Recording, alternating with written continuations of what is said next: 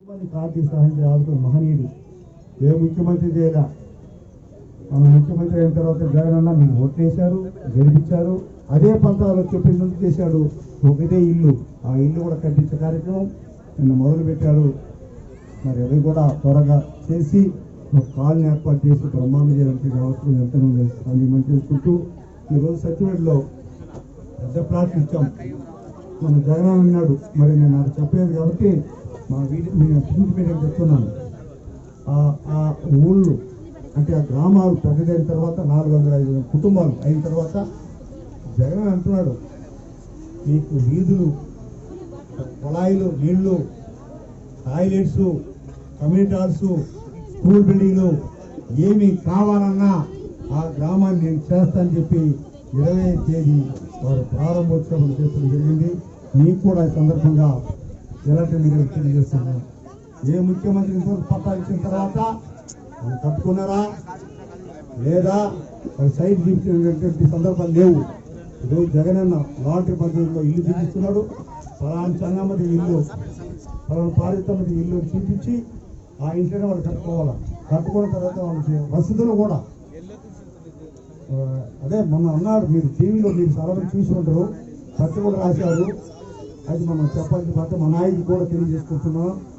ఆ గ్రామానికి కావాల్సినటువంటి నీటి వసతి, ఎలక్ట్రిసిటీ, రోడ్డు మొత్తం కూడా పూర్తిగా చేసి మనకి బ్రహ్మాండంగా ఊళ్ళుగా తయారు చేస్తాం అని చెప్పి మన ముఖ్యమంత్రి ఆశయం కోరిక.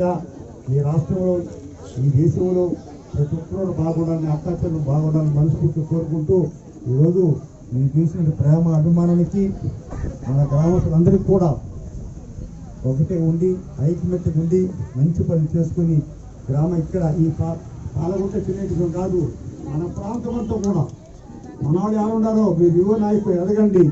మనవాళ్ళు ఎవరెవరు ఉన్నారో పేదవాళ్ళు వాళ్ళకందరికీ సహాయం చేయండి.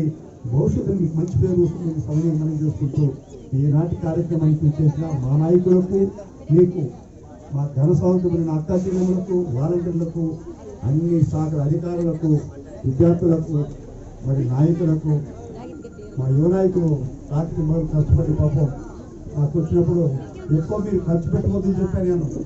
అదేందుకు గజమాలు తెచ్చేసేసారు పాపం.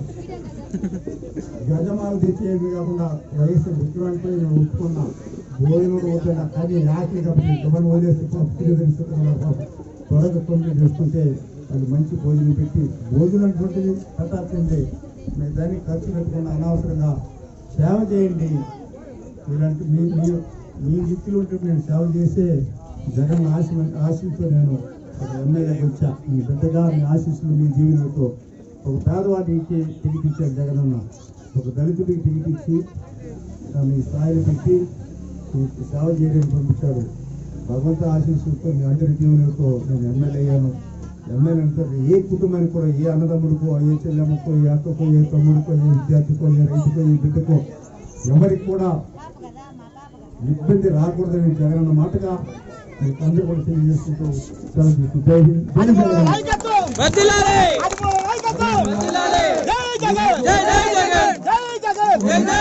కూడా జరుగుతూ ఉంది. తెలుగుదేశం ఆవిర్భవించినప్పటి నుంచి రాసపాలెం గ్రామంలో మునిచంద్రయ్య వాళ్ళ బంధువులు, వాళ్ళకి సంబంధించిన వ్యక్తులు తెలుగుదేశంలో ఉన్నారు. ఈరోజు జగనన్న అభివృద్ధి కార్యక్రమాలు చూసి, మన ఎమ్మెల్యే గారి మంచితనాన్ని చూసి తెలుగుదేశం నుంచి వైఎస్ఆర్సీపీ పార్టీలోకి చేర్చున్నందుకు చాలా సంతోషిస్తున్నాము. స్వాగతం, సుస్వాగతం. మునిచంద్రయ్య గారికి స్వాగతం, సుస్వాగతం.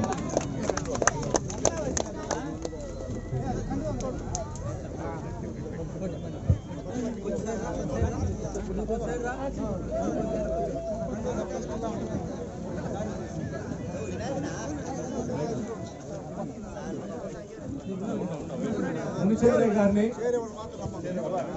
వైఎస్ఆర్సీపీ పార్టీ కండువా కప్పి పార్టీలోకి సాధారణంగా ఎమ్మెల్యే సమక్షంలో ఆహ్వానిస్తున్నాము.